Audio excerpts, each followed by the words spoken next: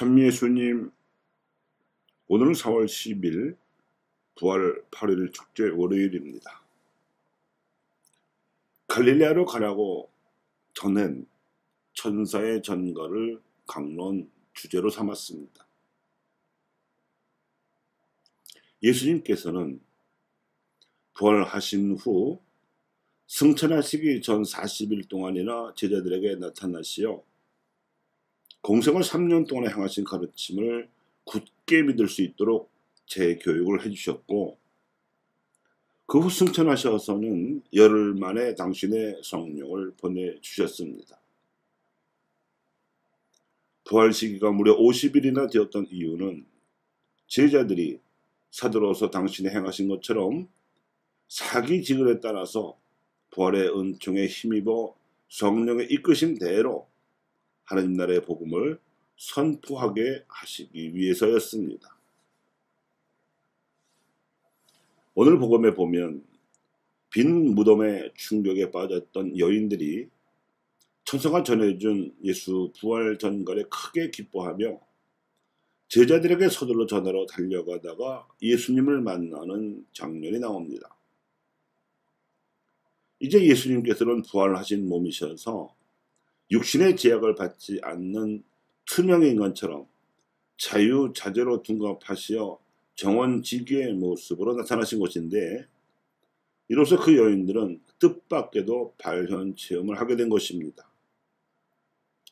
그런가 하면 오늘 독서에서는 베드로가 11사도와 함께 유다인 군중 앞에서 용감하게 예수님의 복음에 대해 증언하고 있습니다. 자신도 잡혀갈까봐 겁이 나서 스승을 모른다고 부인하던 겁쟁이 시절과는 완전히 달라진 모습으로 바뀌었습니다. 믿기는커녕 불신과 의심에 가득 찬 자들이 그분을 시험하고 괴롭힐 때에도 예수님께서는 이미 상하지 못함의 은총을 10분 발휘하셨던 것으로 보입니다. 사도가이들의 본거지인 예루살렘 성전을 뒤집어 엎어서 정화시키는 사건을 일으키실 때에도 그러셨고, 사사건건 트집을 잡아 못살게 굴던 바리사이들과 그들의 율법학자들 사이에서 논쟁이 벌어지거나 중상모략을 당하실 때에도 그러셨습니다. 진리와 정의와 사랑의 가치에 관한 단 한 치의 물러섬도 없이 하나님을 선포하는 은총의 모범을 손수 보여주셨습니다.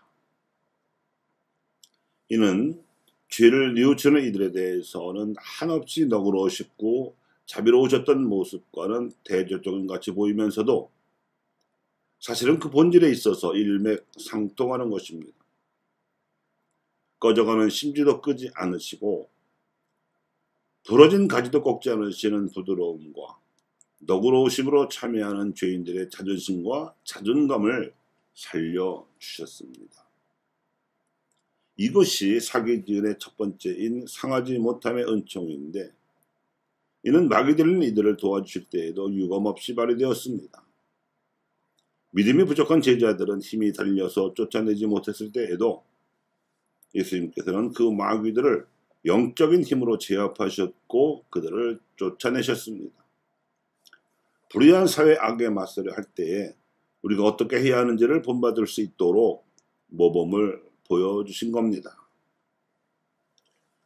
사기지은의 첫 번째인 이 상하지 못함의 은총은 죄나 죽음의 힘도 결코 건드릴 수 없는, 그래서 씩씩한 영적인 기백을 상징합니다.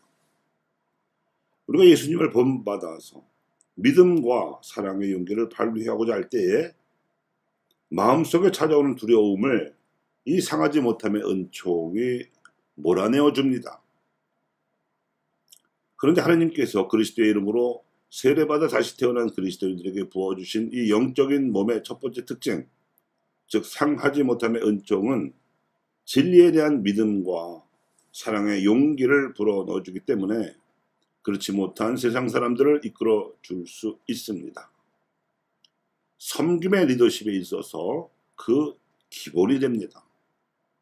이 믿음과 용기를 본 사람들이 매력을 느끼고 이를 배우고자 다가오면 그것이 그들을 스스로 변화시킬 수 있는 동기로 작동하는 것입니다.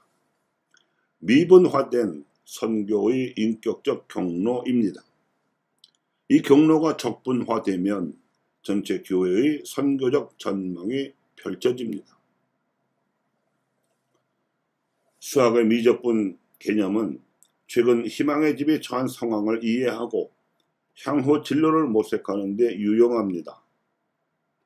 미분적으로 보면 40여 년 전 희망의 집을 시작하신 초창기 개척자들의 거룩한 뜻이나 이를 위임받아 그 오랜 세월 동안 성실하게 운영해 오신 심상태 신부님과 평신도 봉사자들이 지녔던 복음적인 가치의 순결한 뜻을 무엄하게도 훼손하고 짓밟는 폭행을 발견합니다. 이는 복음 진리의 관점에서는 망할 조짐의 전조입니다.